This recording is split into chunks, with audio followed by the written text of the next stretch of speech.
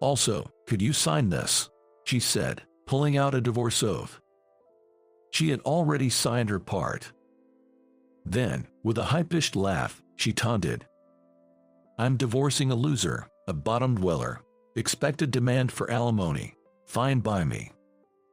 You have an inheritance coming from your father. Let's start the inheritance process. I was shocked. I never imagined my modest father had such wealth. Really? How much are we talking about? I asked out of curiosity. The response was an astounding amount. About $20 million in assets. My name is Tyler. A 42-year-old ordinary office worker. I married 5 years ago, around the time I was promoted to department head. It was an office romance, and our department celebrated our big wedding, funded by my savings. Her radiant beauty and smile from that day are still etched in my heart. My beautiful wife, Michelle, was always the heroine at work.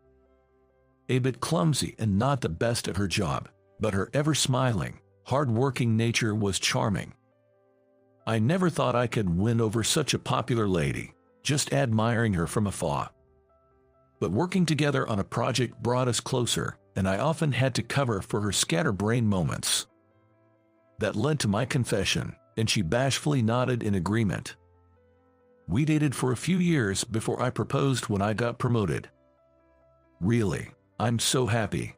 I spent a fortune, including my bonus, on a large Alexandrite engagement ring to show my sincerity. She was touched and promised to never take it off. I was head over heels for her and promised a comfortable life after our marriage. Originally, she wanted to be a stay-at-home wife and said, "Then, we need to buy a beautiful house."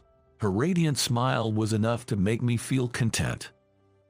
We searched for properties and finally bought a luxurious condo, even going on an overseas honeymoon she desired. Though my savings were almost depleted, my steady job paid enough for a comfortable life.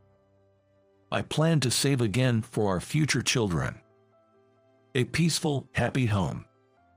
Coming home to a wife waiting for me, and someday kids joining us, living happily as a family, has been my long-time dream. Maybe it's because I lost my parents when I was young. Back then, I was completely caught up in the excitement. Having a beautiful wife, a home to live in with my family, and dreaming of the future ahead. I never imagined things would turn out like this. A happy family life. A dream shattered in just a few years after marriage. Michelle was a beautiful and glamorous woman. She looked great in fancy clothes, and it was fun to walk beside her. But that feeling lasted only until our early days as lovers and newlyweds. At first, she'd happily accept even a small accessory with a bright smile and words of thanks, but 5 years into our marriage, she had completely changed. Back in our newlywed days, she would greet me with a smile as soon as I got home. Now, the house is locked, dark, and silent when I return. Sighing, I turn on the lights to reveal a messy living room, further irritating me. Reluctantly tidying up, changing from my suit to casual clothes, I head to the kitchen. The unused kitchen is clean, with no dinner prepared. Opening the fridge, I find it stuffed with beer and little else to eat. I end up making instant noodles, turning on a kettle. I don't drink alcohol, so the beer in the fridge is Michelle's. I used to find her clumsy cooking attempts endearing. But I realized she began to dislike cooking, preferring to eat out at night. Working myself, I had no time to cook, and thinking it was a burden for her too, I let go of the idea of home-cooked meals. However, Michelle started disliking eating at family diners or casual restaurants, always pushing for expensive places. When I said we couldn't afford fancy restaurants every night, she looked at me scornfully, asking, "What? You can't even provide that much?" If she didn't like cooking, store-bought meals would have been fine. Or we could afford to dine at casual places every night. But she always wanted expensive restaurants, the kind where people visit for special occasions, and I honestly couldn't afford that every night.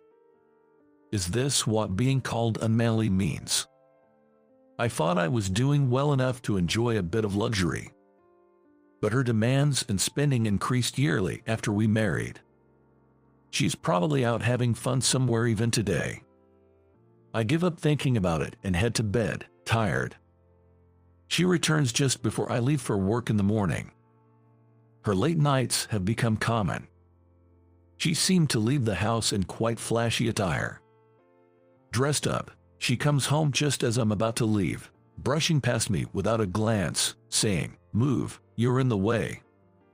I leave the room without a word, just a sigh. I'm off. There's no response. During these days, I receive an unfamiliar bill. It's a charge of several $1,000s on a credit card I don't remember having.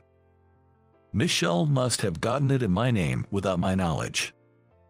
I call the credit card company, frustrated. Explaining its unauthorized use doesn't reduce the bill since we're married, so I can only stop the card. Looking at the usage details, there are large payments to the same place. Feeling scared, I hire a lawyer and investigator to look into Michelle's activities. Turns out, she's been spending nights at a male strip club, showering her favorite man with gifts. The shock that my hard-earned money, meant for her, is going to another man. I can't overlook this, so I take leave to wait for Michelle's return. I need to face this reality I've been avoiding.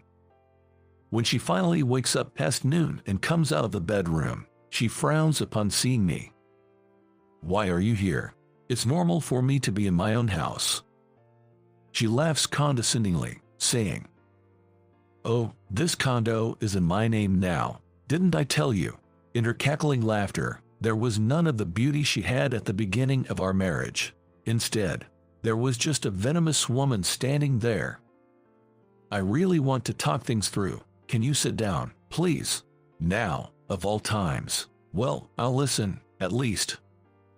Reluctantly, Michelle sat down in the chair in front of me, responding to my request. "You made some credit cards in my name without asking.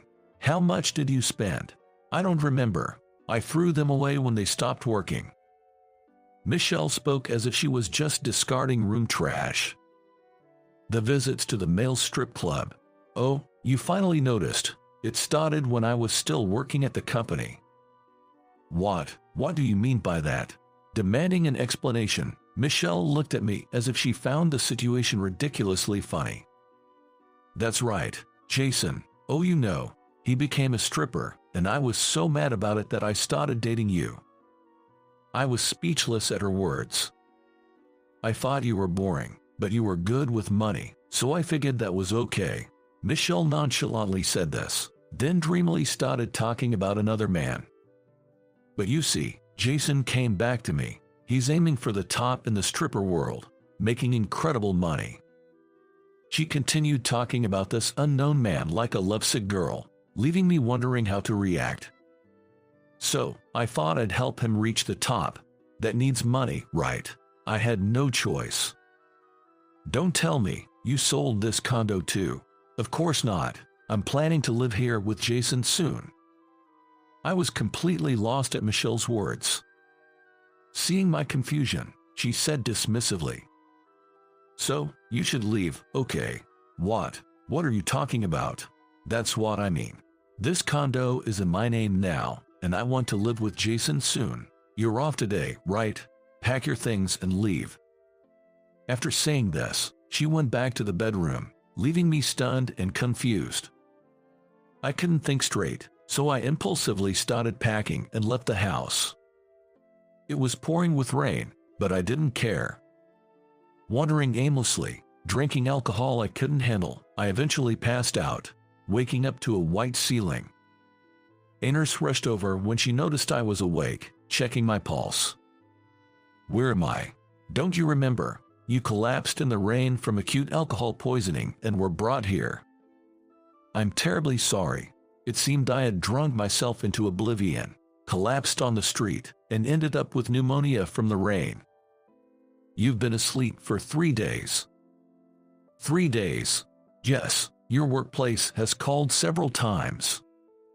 It seems I had been asleep for quite a while. The mental strain must have been significant. Oh, it looks like you have visitors.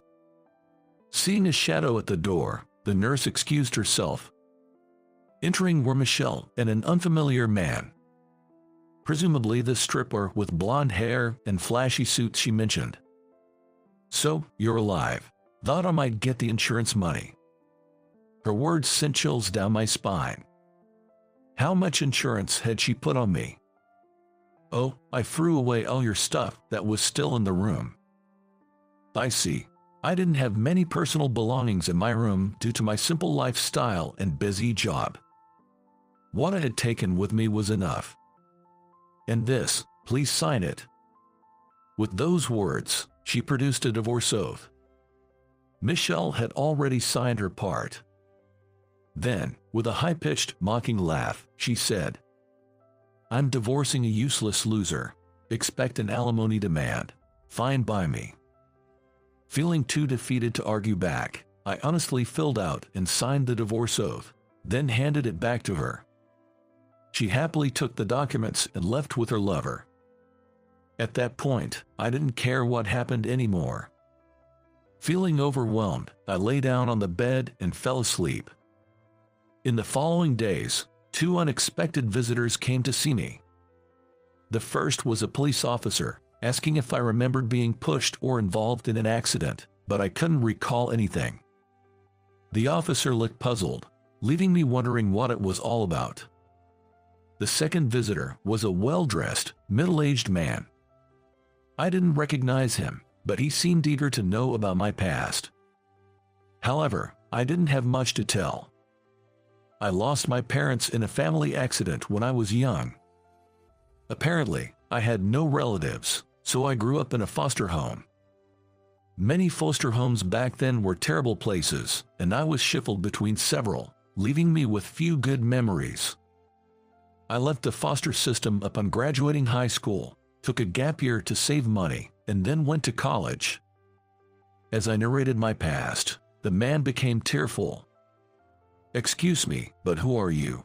I apologize for not introducing myself sooner. I am Kyle Harrison. I'm your father's brother, your uncle. Really? I had never heard of any family relatives. I thought I had none since no one came to claim me. Your parents eloped and got married, angering my father, your grandfather. They were estranged, and my father was removed from the family registry. However, when my grandfather's anger subsided and he received a letter and photo of his grandchild, he began searching for my parents. But by then, they had already passed away. The news deeply shocked my grandfather. He started looking for me, using private investigators. My parents had been buried without any relatives, and nobody knew where I had been sent. You used a private investigator, right? They're under our control. I had them check, thinking it couldn't be, but... So, you really are my uncle? Yes, I am. You've had a rough time. Don't worry, we'll support you from now on. His kind words made me want to cry. Perhaps it was because I had been alone for so long, unable to lean on anyone during tough times. Being told that it was okay to feel at ease like this was a first-time experience for me. I told my uncle everything that had happened. My marriage to Michelle, her betrayal, and everything leading up to now. I was completely treated like a cash cow, and even the condo I worked hard to buy was taken over. Before I knew it, I was buried in debt. My uncle patted my head, saying I had done well. His touch felt warm, and I couldn't help crying. I'll handle your divorce, but she chose a bad time, even though it's her own doing. What do you mean? You have an inheritance coming from your father. Let's start the inheritance process. I was surprised. I never imagined my modestly living father had such an estate. Really? How much are we talking about? The amount he mentioned in response to my curious question was astonishing. Yeah, The assets are roughly about $20 million, I guess. A week had passed. I had returned to work at the company. The employees in my department congratulated me on my discharge from the hospital, expressing their relief that I was safe. Then, when I reported my divorce along with my hospital discharge, my colleagues looked at me with indescribable expressions. Their somewhat pitying looks made me realize they knew about her true nature. No, more precisely, after our marriage, rumors about her had apparently been circulating. Everyone had been considerate enough not to mention it to me, but back then, Michelle was apparently flirting with other male employees as well. In fact, many who learned of her betrayal after marrying me speculated that she chose me for the most expensive engagement ring. However, seeing me happy and seemingly doing well in the early days of marriage, they thought it was just rumors. But the women in the office were quite harsh, convinced that she would definitely use me for money. They knew about Michelle's extravagant spending and her complaints about her boyfriend becoming a stripper. At the time, I was too caught up in the excitement of marriage, and it seemed no one wanted to say anything to someone about to get married. However, now, there seemed to be a sense of guilt towards me for having gone through such a messy divorce. It was just my naivety. Nobody else is to blame. Besides, I got to meet relatives I thought I didn't have. When I said that and smiled, the atmosphere in the office brightened up a bit, and I felt a renewed sense of joy in being able to work here again. After being kicked out of my home, I was living in an apartment owned by the Harrison family. It's a really nice place, and though I offered to pay rent, I was told, this was originally part of the assets your father was to inherit. Don't worry about it, but surely, this luxury apartment isn't part of my inheritance, right? Considering the estimated $20 million I was told about, I was just focusing on returning to a peaceful life amidst these surreal events. That's when my phone rang with a loud noise. It was Michelle calling. What more could she possibly want from me? Concealing assets from your wife, aren't you the worst? And why do I have to pay alimony? Her shrill voice blasted through the phone. Confused, I asked, what are you talking about? This divorce. Why don't you just pay me the alimony? What's this about a lawsuit? My lawyer had advised a civil proceeding would be best, but with my hospitalization and meeting my relatives, I had completely forgotten. I had thought the divorce was over when she filed the papers. And what's this about having relatives? You said you had none. The Harrison conglomerate chairman's grandson. I had no idea. This divorce is void. Michelle ranted, making no sense to me, so I silently hung up and blocked her number. I had consulted with my uncle, and we decided to settle things with Michelle over the weekend. The reserved restaurant had private rooms, and when I arrived, Michelle and her lover were already seated, glaring at me. Don't worry, everything has been taken care of. My uncle reassured me, patting my shoulder. Encouraged by my uncle, we sat across from them to start the discussion. But what was there to discuss? We were already divorced, and I had given up the condo. So, I did as you wanted. Divorced and let go of the condo. What more do you want? Everything. Why were you living such a lowly life, being from the Harrison family? You were hiding money from me. What are you talking about? I met my uncle only after we divorced. However, Michelle seemed not to listen, ranting, what about the alimony? Why don't you pay it? Why am I the one paying in the civil lawsuit? Glancing to the side, I saw my uncle smiling subtly. It seems that the family has been actively handling various matters. And about the credit card, why do I have to pay when it's in your name? No, you made it without permission and used it yourself. But it's in your name, you should pay. My uncle spoke calmly to the agitated Michelle. Regarding that, it wasn't Tyler who made it. It's a card created through illegal actions, even though you were married, right? What? It's joint property, so it should be fine. In that case, you also have a responsibility to pay. My uncle's calm voice was overlaid by a firm tone. You're rich, so it should be fine, right? She's saying she'll divorce you. so just pay up and let's end this," the man said with a smug, unpleasant laugh. Frankly, it wasn't something a cheating partner should be saying. "So, let's skip the hassle of a trial and just settle this with money. It's a bother for you guys too, right?" His one-sided demand was giving me a headache. But my uncle's calm response completely changed the man's attitude. "Well then, let's pursue criminal charges for credit card forgery and marriage fraud." What are you talking about?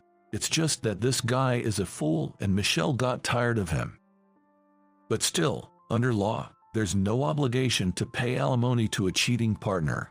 After saying that, my uncle continued in a slightly lower voice. "Well, we can pay a certain amount for the divorce settlement, but insurance fraud, that we cannot overlook." What do you mean? Tyler, did you know that the life insurance policy on you was over $2 million? Of course, I didn't know. When I involuntarily looked at Michelle, she averted her eyes, trying to escape my gaze. "Then, we'll back down from the civil lawsuit. We'll pay an appropriate amount." As my uncle said this and stood up, he motioned for me to follow. As I stood up and headed towards the exit, my uncle left them with cold words. "Seems like a lot can be uncovered if we dig deeper, right? We'll be pursuing criminal charges, so be prepared." He took me out of the restaurant. What followed happened quickly. My uncle had prepared everything, and I just had to file a lawsuit as the plaintiff, which surprisingly proceeded smoothly. We sued Michelle and her lover, Jason, for attempted insurance fraud among other crimes. The fact that I was completely unaware of the insurance was terrifying. On the day I was kicked out in the heavy rain, it seems Jason had been following me. I don't remember, but he apparently pushed me down some back alley stairs, and after making sure I was unconscious, he left. The doctors said I might not have survived if I was found any later. The prompt emergency call was thanks to a private investigator hired by the Harrison family, who had been watching me from the time they started investigating. The documents I requested from the private investigator included clear evidence of Michelle's infidelity and Jason's background check. The Harrison family's investigation revealed that Michelle had conspired with a legal clerk to take over the condo and was planning insurance fraud. It was said she'd likely get a prison sentence for these charges. So, my years-long relationship and marriage ended in a terrible way. A large house with an impressive gate. In one of its rooms, I was able to meet my grandfather, who was lying in bed. Sean Harrison, a famous investor, was my grandfather, something I could hardly believe. He smiled at me tenderly and nostalgically. "I'm sorry for my appearance. Come closer, let me see your face," he asked, and I sat down on a chair beside his bed. I owe your parents an apology. If I had allowed their marriage, they might not have died so soon." His voice, full of regret and sadness, showed me that my father was truly loved. "Yes, but my parents seemed happy, and I'm really happy to meet my grandfather." Is that so? Is that so?" Grandfather nodded several times, holding back tears, and firmly grasped my hand. "We made it in time. Thank you for being alive." His words told me he had been mourning my parents' accident, and tears started to fall from my eyes. "Yes, I'm grateful to my parents for giving me life, and to you and my uncle." As I said this, my grandfather and my uncle, standing by the bed, looked at me. "Thank you for finding me." I had rushed into marriage, seeking a family. I thought I was alone in this world. Though that failed, I was fortunate to find my true family. There couldn't be a happier ending. Now, I live happily with my family. All right, everyone's presentations are done. Nick, the manager, said as he tried to move the discussion forward. "Excuse me, I haven't. I recently found out something." Nick interrupted me and began to speak. "There's apparently someone in this department who didn't graduate high school and is just a part-timer. Meetings should be for employees only." "Absolutely right. His lackey, Mike, of course, agreed with Nick. I'm leaving. After leaving the meeting room, I started to shut down my computer. I noticed that an email had arrived, not in my personal inbox, but in the company's shared email. Thinking, there's no point in speaking up, no one will listen, I went home quietly. The next day, I heard a commotion from Nick's desk. He was staring at his computer screen, his face pale. Nick! Is something wrong? Mike looked at the screen with him. And he turned even paler than Nick. Why is he so angry? Knowing the reason for Mike's distress, I thought to myself, serves them right. My name is Adam. My mother passed away when I was in the 9th grade, and I was raised by my father. Well, you could hardly call it being raised. After my mother passed, my father changed. He drowned his sorrows in alcohol, and though he still went to work, he squandered our living expenses on horse racing. Because of that, I had to start working part-time as soon as I entered high school. Every month, I went to the convenience store with bills in hand that couldn't be auto-deducted from my father's account. Even though I endured it because I didn't want to be alone, I reached my limit in my second year of high school and dropped out. I found a live-in job at a distant inn. Thank you for everything. The day I left home, my father, still staring at the TV, spoke. Take care. That was our last conversation. Back then, 18 wasn't the age of majority, so I needed my father's permission to work, and I couldn't hide my place of employment. Yet, my father never visited me even once. I kept working just to survive, and before I knew it, I was 42. Years of hard work paid off, and I was transferred to the headquarters. I was thrilled to be recognized by the company, as I thought I'd be working in the field until retirement due to my lack of formal education. Listen up. Our work can change the future of our employees. Don't drag us down. On my first day after the transfer, Nick, dressed in an expensive suit, spoke sternly. There was a reason for this. Our inn was located in a prominent tourist destination, known so well that everyone in the state could sing its commercial jingle. At its peak, we had 5 locations within the state. But that was long ago. Due to financial difficulties and aging facilities, only the place where I had worked for many years and the original establishment remained. I was prepared to lose my job anytime, but now there was a glimmer of hope. With the rise of social media, the tourist area where the inn was located started gaining attention again. Depending on how hard the sales department, where I was transferred, worked, we could either thrive or be forced to give up this prime location to the new hotel chains continuously popping up. For Nick, who had switched careers from another industry to strengthen our sales, this was a battle he couldn't afford to lose. I understood why he had to be strict. I will do my best. Nick sneered at my enthusiastic declaration. Did you not hear what I said? I'm sorry. I thought I was listening carefully. Out of habit from years of customer service, I apologized reflexively, though I had no idea what had offended him. Someone was watching me with a smirk. In this department, there are those who are expected to excel and those who have been shoved here because they have nowhere else to go. You are the latter. It was Mike, the section chief. He's 7 years younger, at 35. But he was called to headquarters much earlier than I was and had been moving around within the headquarters ever since. I'm not jealous, but I can't accept that he's my boss. Graduating from a prestigious university, he has an unusually high pride and caused many problems as a newbie, making things very difficult for me when I was the front desk leader. When I found out Mike was transferred to the sales department a month before me, I was disheartened. Mike is right. With just a middle school diploma, there's not much you can do. Don't even think about achieving results. As if I didn't exist, Nick remarked, I'm thirsty. Mike eagerly ran to the coffee maker. It seems Mike is Nick's lackey. I regretted being happy about my transfer to headquarters, wishing I had stayed on site forever. Send a direct mail to every company on this list by the end of the day. Nick only assigned me tasks that even a new graduate could handle. What? There are over 1,000 companies. You want me to send to all of them by today? Yes, if you and your fellow misfits split the work, even those with nowhere else to go should finish by today. I glanced at the employees typing away expressionlessly. They were worn out from customer service, only thinking about leaving on time, or were women reassigned after having children, with zero motivation for work. Even Sam, a new graduate from the same university as Mike, who was supposed to be among the expected achievers, had no enthusiasm for the job. Having joined the company wanting to do customer service. "I don't care what they say, I plan to quit anytime," he said. Only Nick and Mike were highly motivated, making all the decisions between the two of them. I originally only wanted to work at the inn to survive and had no particular attachment to this job. I swallowed my words, thinking I had no right to reprimand them. About a month after the transfer, Nick told us with a frustrated look.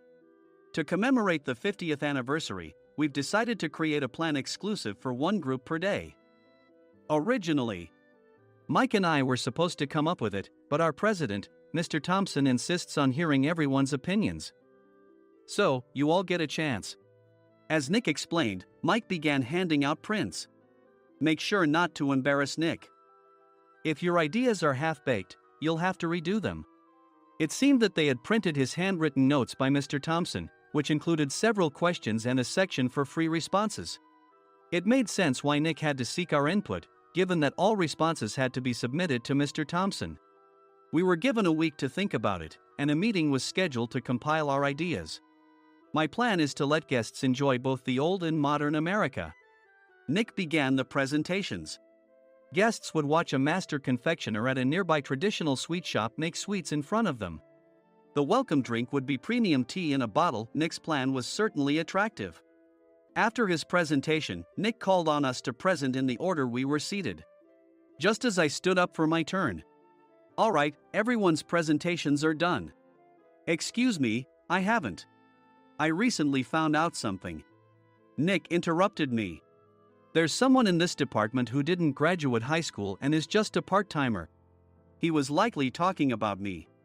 I joined the company as a part-timer and was made a full-time employee when I turned 20. That was 20 years ago, so Nick and Mike probably had no chance to know until recently. "Meetings should be for employees only." Absolutely right. After that, Nick kept creating opportunities to solicit everyone's opinions, purposefully excluding me from speaking. The meeting unexpectedly heated up and went past the scheduled end time. A few people asked to leave, and the discussion continued with the remaining few. "Still here?" Normally, you'd leave in that situation. Though I had no attachment to the job initially, hearing kind words from customers made me want to make them happier. For someone like me, with nowhere to go, the inn was my home and customer service was my life. I felt pathetic about my current self. "I'm leaving." I left the conference room and started shutting down my computer. I noticed an email had arrived, not in my personal inbox, but in the company's shared email. Thinking no one would listen to what I had to say anyway, I quietly went home. The next day, while preparing the DM as instructed, I heard a commotion from Nick's desk. In his haste to stand up, he hit his knee on the desk. He stared at his computer screen, his face pale. "Nick, what's wrong?" Mike, thinking he should be the first to rush over, approached Nick while still wearing his coat. He peered at the screen with Nick. And he turned even paler than Nick. Why is he so angry? Who is responsible for this company? Nick, more irritated than ever, asked, and Mike answered without checking. Probably Sam. Sam wasn't there because he was attending a morning training session for new hires. Nick gave up on getting angry and returned his gaze to the screen. They were looking at an email that arrived right after the end of the working day yesterday. Apparently, no one, including me, had checked it before leaving. The email was from a large company that used us for their annual employee trips. The president and executives of that company also frequently used our services personally. President of the company, Mr. Mason himself, had declared that neither he nor his company would ever use our services again. Well, some companies cancel their employee trips or stop using our services due to financial struggles. Let's just move on. Mike kept wiping the sweat from his forehead with a handkerchief. Knowing why Mike was so agitated, I quietly watched their interaction. Do you know how much revenue we get from that company? We can find other guests to fill the rooms, but we'll lose the banquet costs, gift shop revenue, rental car fees, and more. Moreover, the gifts were supposed to be prepared by the traditional confectionery shop involved in Nick's proposed plan. If it's known that we incurred such a huge loss at this critical time, Nick's position in the company would be jeopardized. Nick took a deep breath, seemingly trying to calm himself. All right, Mike. Go to New York right now and apologize to Mr. Mason. What? You're coming with me, right? I have urgent work to do. I trust you, which is why I'm entrusting this to you. Please. Mike, believing Nick's sincerity, agreed with a determined look on his face, saying, yes. That's Nick for you. Even if Mike went to apologize, Nick would shift all the blame onto him if the client didn't change their mind. Well, it was Mike's fault to begin with, so it served him right. About 3 hours later, Sam answered a call from somewhere and repeatedly apologized, saying, I'm very sorry. Everyone watched to see what was happening. After ending the call, he informed Nick with a weary tone. When Mike arrived at the client's company, he only made things worse, further infuriating Mr. Mason. He was demanding, get his boss here immediately. It was no wonder Sam was exhausted, dealing with such a call right after returning from training. What is that idiot doing? All right, Adam, you're coming with me. If sacrificing Mike didn't work, then I must be next. Normally, I'd want to refuse at all costs, but I saw an opportunity in this situation. If I can be of assistance, I'd be happy to join you. I immediately followed Nick, and we flew to New York. When we introduced ourselves at the reception, it became clear how serious the situation was.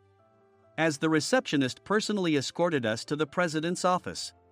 Angry voices leaked through the door, making both Nick and me uneasy. Excuse me. I'm Nick, the supervisor. I understand my subordinate has caused you trouble, and I deeply apologize. Nick, with his experience in the corporate world, knew enough to offer an apology before excuses. However, his customer service skills left much to be desired. I sighed as I saw Mike trembling like a small dog in the corner of the room. What kind of training are you giving your subordinates? Mr. Mason glared at Nick with a red face. The intensity of his gaze made even Nick take a step back. Regrettably, I joined this company only 2 years ago and was unaware of Mike's issues. I should have identified his shortcomings sooner. Indeed. I should have realized sooner. No sensible person would come to apologize and then give a lengthy presentation on the drawbacks of not using their in. Nick froze, his mouth slightly open. Suspecting the worst, I picked up the documents that had fallen to the floor. It seemed Mike hastily prepared these documents on the plane, listing the disadvantages. Disadvantage 1, if you change the venue for the company trip, employees might suspect it's for cost-cutting reasons, leading to a negative impression. Reading it aloud half-jokingly, Nick snatched the papers from my hand and checked the contents with a furious expression. Among the stack of documents was a receipt from a nearby convenience store's copy machine. I felt a pang of dread, hoping he hadn't shown the receipt as well. What do you think he said when I asked what kind of nerve he had to do this? I'm very sorry. Faced with the dire situation, Nick must have thought there was nothing left to do but apologize. In a voice smaller than I'd ever heard from him, he uttered words of apology. He said, I'm a Harvard graduate. I don't believe I said anything wrong. Mike! What have you done? Forgetting his plan to pin the blame on Mike, Nick yelled loudly, even in front of Mr. Mason. I didn't do anything wrong. You're still saying that? Look at him. Mike pointed at me with a shaking hand. I was assigned to headquarters in my 20s and now I'm a section chief. This guy only made it to headquarters at 42. Everything I've done proves I was right. So why are we losing the contract? Having said his piece, Mike collapsed to the floor. Of course. You were sent there because you had nowhere else to go. Mike never expected to hear such words from someone he looked down upon. He lunged at me, and Nick hurriedly stepped in to stop him. Mr. Thompson told me Mike is a quick thinker, and to take good care of him. There's no way he was pushed aside. Don't make things worse here. He didn't say quick thinker, he said only quick-witted, didn't he? I don't remember that part. I recalled the many troubles Mike caused when he was a newbie. When Mike was on the front line, his pride was so high that he never apologized to customers. Customer service, especially in our job, doesn't work alone. It brings both good and bad situations. If the front staff or housekeepers made mistakes, or the cleaning company didn't properly clean a room, One had to apologize to the customers regardless of personal fault. Mike, in such situations, would never apologize, insisting he wasn't at fault. This often angered customers, and as the front desk leader, I frequently had to apologize on his behalf. He caused complaints and disrupted operations, which is why he was quickly moved to headquarters. In departments where he didn't interact directly with customers, his quick thinking was beneficial and things went well. But it seemed his flaws were starting to show. Corporate reservations are supposed to be entered into the system by the sales representative. But a quick check yesterday revealed that more than 10 items were missing from the client's reservation. The handover document clearly stated what needed to be prepared. Why didn't you enter it into the system? Why do we have to give them special treatment? Filling rooms near the banquet hall, setting up all the food in advance. Specifying the brand of wine, they're too demanding. No wonder he always angered customers, I thought, feeling a headache coming on. Grouping them in rooms near the banquet hall is for our benefit too. It makes it easier for the staff to set up beds and serve breakfast since everyone's schedule is synchronized. As for the other requests, Mr. Mason suggested them to lighten our load. I didn't know that. Nick finally seemed to realize that Mike was the one who had angered the client. What did you say to them? I just told them we wouldn't give them special treatment anymore. We shouldn't waste effort on things that don't bring in money. I was utterly exasperated at his lack of understanding of customer service. Of course, we shouldn't comply with unreasonable demands. But carrying over successful practices from past stays makes customers feel remembered and enhances their experience. Good memories encourage repeat visits. That's part of our job. I looked down at Mike, who was sitting on the floor. In our job, nothing is a waste. Mr. Thompson likely moved you to the sales department, hoping you'd finally understand this. How do you think he feels now that you've failed to meet his expectations? Mike, tears in his eyes, fled the president's office. I was amazed he still hadn't apologized. You have it tough, Adam. It's okay, we're all employees of the same company. I deeply apologize for this disrespectful incident. Especially after all the care you've shown us.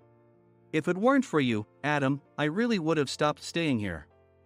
When I heard you were moving to the sales department, I was willing to reconsider if you handled it. Seeing us talk so amicably, Nick's face contorted. Do you two know each other? Adam's service is excellent. I always requested him specifically. Normally, we don't accept specific staff requests, but we made an exception for Mr. Mason, adjusting my shifts accordingly. He had personally stayed at our hotel just before my transfer, and during casual conversation, I mentioned, I'm moving to the sales department soon.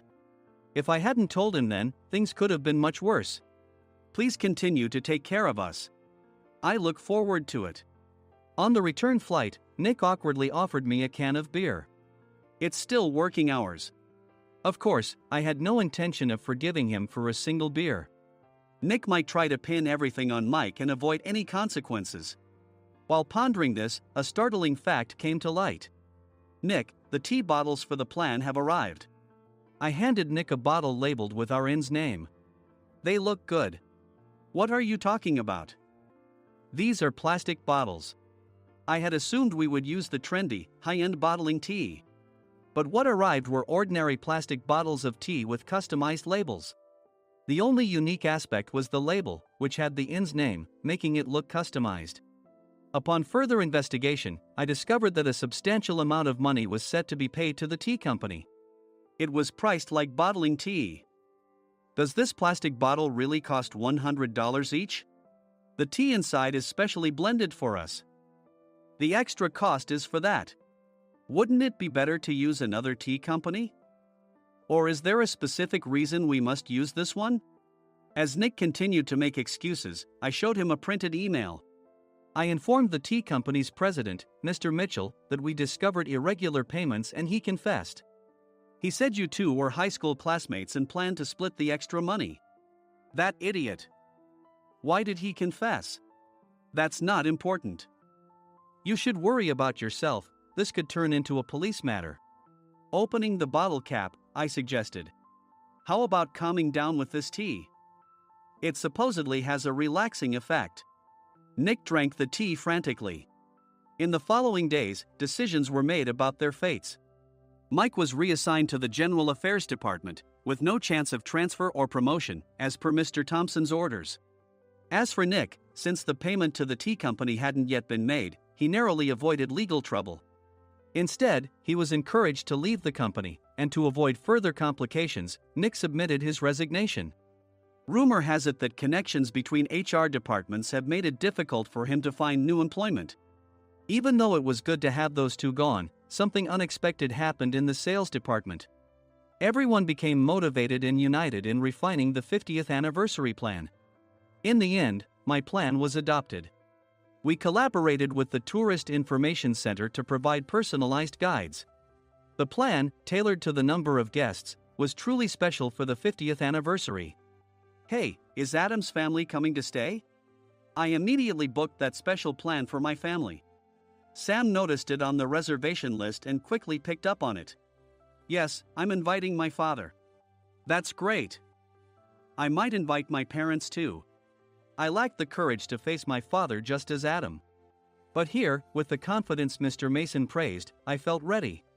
The 50th anniversary plan was a perfect opportunity to reconnect with my father. I hoped to bring back the days when we could laugh together as we once did.